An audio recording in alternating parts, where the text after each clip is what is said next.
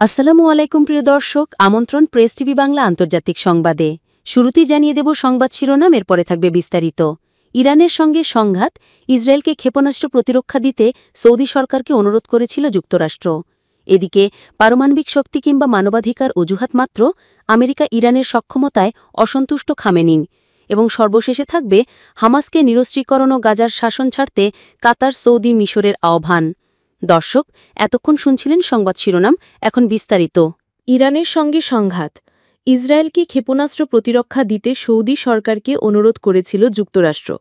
গত জুনে সংঘাতের সময় ইরানের ব্যালিস্টিক ক্ষেপণাস্ত্র ইসরায়েলের বিভিন্ন শহরে উপর্যুপরি আঘাত হানছিল। তা প্রতিরোধ করতে গিয়ে দেশটির ভান্ডারে থাকা টার্মিনাল হাই অল্টিটিউড এরিয়া ডিফেন্সে থার্ডে টান পড়েছিল। সংঘর্ষ চলাকালীন সৌদি আরবের হাতে এই প্রতিরক্ষা ব্যবস্থা না থাকলেও যুক্তরাষ্ট্রের তৈরি অন্য আকাশ প্রতিরক্ষা ব্যবস্থা তাদের ছিল। তাই সংকটকালে ইসরায়েলকে কিছু আকাশ প্রতিরক্ষা ব্যবস্থা দিতে সৌদি আরবকে অনুরোধ করেছিল যুক্তরাষ্ট্র, কিন্তু রিয়াদ তাতে রাজি হয়নি। অনুরোধের বিষয়টি জানেন এমন দুজন মার্কিন কর্মকর্তা মিডল ইস্ট আইকে এই তথ্য নিশ্চিত করেছেন। দুজনের একজন বলেন, যুদ্ধ চলাকালে আমরা সবাইকে, মধ্যপ্রাচ্যে যেসব দেশে মার্কিন প্রতিরক্ষা ব্যবস্থা ছিল তাদের সবাইকে ইসরায়েলকে কিছু ধার দেওয়ার অনুরোধ করেছিলাম। যখন কাজ হলো না তখন আমরা চুক্তির প্রস্তাব দিয়েছিলাম। শুধু কোনো একটি দেশকে অনুরোধ করা হয়েছিল তা কিন্তু নয়। কিন্তু ইরানের বিরুদ্ধে ইসরায়েলকে সাহায্য করার জন্য সবচেয়ে ভালো অবস্থানে ছিল সৌদি আরব। যুক্তরাষ্ট্রের কর্মকর্তারা জোর দিয়ে বলে আসছিলেন, ইরান শুধু ইসরায়েলই নয়, সৌদি আরবেরও জন্য হুমকি। তেল সমৃদ্ধ এই উপসাগরীয় দেশের হাতে থাকা যুক্তরাষ্ট্রের তৈরি আকাশ প্রতিরক্ষা ব্যবস্থা আগেই নিজেদের বিভিন্ন স্থানে মোতায়েন করা হয়েছিল। কিছুদিন আগেও এসব প্রতিরক্ষা ব্যবস্থার লক্ষ্য করে ক্ষেপণাস্ত্র ও ড্রোন দিয়ে হামলা চালিয়েছিল ইয়েমেনের হুতিরা। ইরান ও ইসরায়েলের মধ্যে যখন সংঘর্ষ চলছিল, ঠিক তখনই নিজেদের কেনা থার্ড ক্ষেপণাস্ত্র ব্যবস্থার প্রথম ব্যাটারিটি গ্রহণের জন্য প্রস্তুতি নিচ্ছিল সৌদি আরব। ব্যাটারিটি নিজেদের সার্বভৌম তহবিল দিয়ে কিনেছিল রিয়াদ। ঘটনা হল, ইরান ও ইসরায়েলের যুদ্ধবিরতির মাত্র 9 দিন পর 3 জুলাই সৌদি সেনাবাহিনী এই ব্যাটারি আনুষ্ঠানিকভাবে চালু করেছে। ইরান ইসরায়েলের সংঘাতের এক পর্যায়ে মার্কিন কর্মকর্তাদের মধ্যে নিজেদের আকাশ প্রতিরক্ষা ব্যবস্থার মজুদ ফুরিয়ে যাওয়া নিয়ে উদ্বেগ ছিল, কারণ তখন ইসরায়েলের বিভিন্ন নিশানায় ব্যাপক ব্যালিস্টিক ক্ষেপণাস্ত্র হামলা চালাচ্ছিল ইরান। ইরান ইসরায়েলের সংঘাতের সময় মিডল ইস্ট আই প্রথম জানিয়েছিল, যুক্তরাষ্ট্রের ব্যালিস্টিক ক্ষেপণাস্ত্র প্রতিরক্ষা ব্যবস্থা ও ইসরায়েলের নিজস্ব আকাশ প্রতিরক্ষা ব্যবস্থা আরও দ্রুত শেষ হয়ে আসছে। পরে দ্য ওয়াল স্ট্রিট জার্নাল ও দ্য গার্ডিয়ান নিজেদের প্রতিবেদনে মিডল ইস্ট আইয়ের তথ্য নিশ্চিত করেছিল। চলতি মাসে এক প্রতিবেদনে গার্ডিয়ান জানিয়েছে, ইরান ইসরায়েলের সংঘাতের পর যুক্তরাষ্ট্রের হাতে মাত্র 25% প্যাট্রিয়ট ক্ষেপণাস্ত্র প্রতিরক্ষা ব্যবস্থা অবশিষ্ট ছিল, যা পেন্টাগনের পরিকল্পনা মাফিক বিশ্বব্যাপী দেশটির সামরিক অভিযানের জন্য প্রয়োজনীয় মজুদের তুলনায় অনেক কম। এক মার্কিন কর্মকর্তা ওই সময় যুক্তরাষ্ট্রের হাতে কী পরিমাণ প্যাট্রিয়ট ক্ষেপণাস্ত্র প্রতিরক্ষা ব্যবস্থা ছিল সেই গোপন সংখ্যা মিডল ইস্ট আইকে নিশ্চিত করেছেন। ইরানের হামলা থেকে ইসরায়েলকে রক্ষা করার জন্য যুক্তরাষ্ট্র নিজেদের স্ট্যান্ডার্ড মিসাইল 3 SM-3 ছুড়েছিল। এসব ক্ষেপণাস্ত্র ছোড়া হয়েছিল দেশটির রণতরী আর্লি বার্গ ক্লাসের গাইডেড মিসাইল ডিস্ট্রয়ার থেকে। ইসরায়েলের 3 স্তরের আকাশ প্রতিরক্ষা ব্যবস্থা তো ছিলই, সঙ্গে যুক্ত হয়েছিল যুক্তরাষ্ট্রের অতিরিক্ত শক্তি। তা সত্ত্বেও যুদ্ধবিরতির রাত পর্যন্ত ইসরায়েলি শহরগুলোতে ক্ষেপণাস্ত্র হামলা চালাতে পেরেছিল ইরান।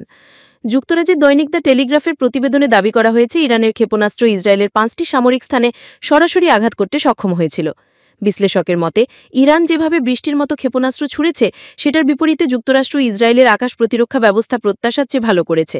তবে সংঘাত দীর্ঘ সময় ধরে চলা ইসরায়েল ও যুক্তরাষ্ট্রের আকাশ প্রতিরক্ষা ব্যবস্থার দুর্বল দিকটি বুঝে গিয়েছিল ইরান, তাই তারা ইসরায়েলে বেশি পরিমাণে ক্ষেপণাস্ত্র হামলা চালাতে পেরেছিল। মিচেল ইনস্টিটিউট ফর এরোস্পেস স্টাডিজের নির্বাহী পরিচালক ডগলাস বর্কি বলেন, দুর্বলতাটা হলো একটা পর্যায়ে আপনার প্রতিরক্ষা ব্যবস্থার মজুদ ফুরিয়ে যাওয়ার ঝুঁকি আছে। আমাদের হাতে যে পরিমাণ আকাশ প্রতিরক্ষা ব্যবস্থা আছে সেগুলো শেষ হয়ে যাওয়ার পর নতুন করে তৈরি করার সক্ষমতা সীমিত। গত শুক্রবার দ্য ওয়াল স্ট্রিট জার্নাল জানিয়েছে, আকাশ প্রতিরক্ষা ব্যবস্থার এই ঘাটতির পর্যায়ে কিছু যুক্তরাষ্ট্রের কর্মকর্তা সৌদি আরবের কেনা থার্ড প্রতিরক্ষা ব্যবস্থা ইসরায়েলে পাঠানোর বিষয়েও রিয়াদের কর্মকর্তাদের সঙ্গে আলোচনা করেছিলেন। একজন মার্কিন কর্মকর্তা মিডল ইস্ট আইকে নিশ্চিত করেছেন, যুক্তরাষ্ট্রের সৌজন্য অনুরোধ ও চুক্তির প্রস্তাব প্রত্যাখ্যান করার পরই সৌদি আরবের সঙ্গে এই বিষয়ে গভীর আলোচনা শুরু হয়েছিল। উভয় মার্কিন কর্মকর্তা মিডল ইস্ট আইকে আরও বলেন, ইসরায়েলকে আকাশ প্রতিরক্ষা ব্যবস্থা দিতে যুক্তরাষ্ট্র সংযুক্ত আরব আমিরাতকে অনুরোধ করেছিল। তবে দেশটির কাছ থেকে ইসরায়েল আদৌ কোনো আকাশ প্রতিরক্ষা ব্যবস্থা পেয়েছিল কিনা এই দুজন কর্মকর্তা কেউ নিশ্চিত করতে রাজি হননি। যুক্তরাষ্ট্রের বাইরে আমিরাতি প্রথম দেশ যারা থার্ড কিনেছিল ও ব্যবহার করেছিল। দেশটি থার্ড কিনেছিল 2016 সালে। বিশেষজ্ঞরা বলছেন, ইরান যেভাবে ইসরায়েলের উন্নত আকাশ প্রতিরক্ষা ভেদ করে হামলা করতে পেরেছে তা উপসাগরীয় অঞ্চলের তুলনামূলক কম সুরক্ষিত দেশগুলোকে গভীরভাবে উদ্বিগ্ন করে তুলেছে। পারমাণবিক শক্তি কিংবা মানবাধিকার অজুহাত মাত্র, আমেরিকা ইরানের সক্ষমতায় অসন্তুষ্ট। খামেনি বিপ্লবের সর্বোচ্চ নেতা বলেন, আমেরিকার নেতৃত্বাধীন বিশ্ব বলদর্পী শক্তিগুলো ইসলামী প্রজাতন্ত্রের বিরোধিতা করার মূল কারণ হল ধর্ম, জান এবং কুরআন ও ইসলামের ছায়ায় ইরানিদের ঐক্য। 12 দিনের যুদ্ধে শহীদদের চেহনাম উদযাপন উপলক্ষে আয়োজিত এক সমাবেশে তিনি কথা বলেন। সাম্প্রতিক যুদ্ধে শহীদ হওয়া সামরিক কমান্ডার, বিজ্ঞানী এবং তাদের জীবিত স্বজনদের প্রতি নতুন করে সমবেদনা প্রকাশ করে আয়াতুল্লাহ খামেনেই বলেন, এই 12 দিনে অর্জিত মহান সম্মান ইরানের গর্ব। তার পাশাপাশি আজ সমগ্র বিশ্ব স্বীকার করে ইরানি জাতি বিশ্বকে তার শক্তি, ধৈর্য, দৃঢ় সংকল্প এবং ইচ্ছাশক্তি দেখাতে সক্ষম হয়েছে।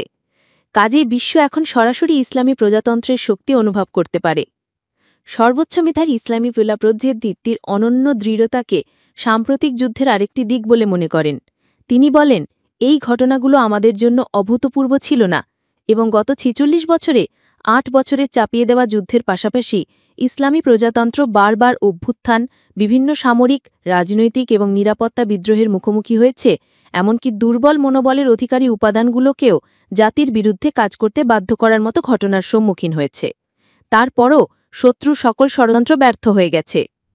বিপ্লবের নেতা ধর্ম এবং জ্ঞান এই দুটি ভিত্তির ওপর ইসলামী প্রজাতন্ত্রের ভিত্তি বলে উল্লেখ করে বলেন, ইরানের জনগণ এবং যুব সমাজ এই দুটি ভিত্তির ওপর নির্ভর করে শত্রুকে বিভিন্ন ক্ষেত্রে পিছু হটতে বাধ্য করেছে এবং তারা এখন থেকে তা অব্যাহত রাখবে।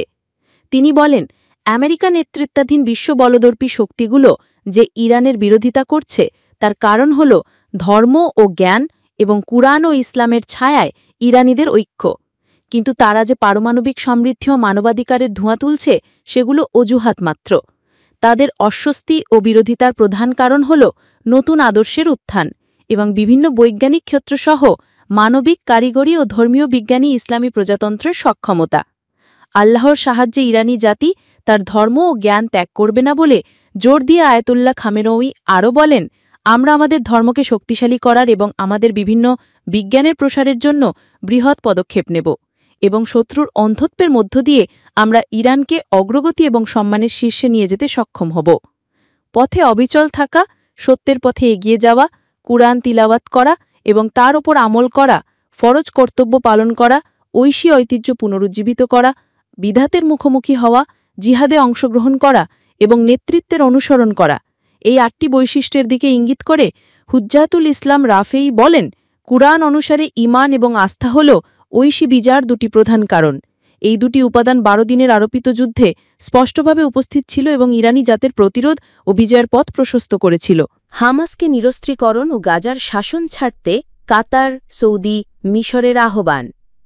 ফিলিস্তিনের অবরুদ্ধ গাজায় ইসরায়েলের ধ্বংসাত্মক যুদ্ধ থামাতে ফিলিস্তিনি ভূখণ্ডে হামাসের শাসনের অবসান ঘটানোর পাশাপাশি এর নিরস্ত্রীকরণের আহ্বান জানিয়েছে কাতার, সৌদি আরব ও মিশর সহ একাধিক আরব দেশ। ইসরায়েল ফিলিস্তিন সংঘাতে দ্বিরাষ্ট্রীয় সমাধান পুনরুজ্জীবিত করার বিষয়ে মঙ্গলবার যুক্তরাষ্ট্রের নিউ ইয়র্কে অবস্থিত জাতিসংঘের সদর দফতরে একটি উচ্চ পর্যায়ের আন্তর্জাতিক সম্মেলনের আয়োজন করা হয়। ওই সম্মেলনে গৃহীত 7 পৃষ্ঠার একটি ঘোষণাপত্রে এই আহ্বান জানানো হয়। ঘোষণাপত্রটিকে সমর্থন করেছে ইউরোপীয় ইউনিয়ন, আরব লীগ সহ 17টি দেশ।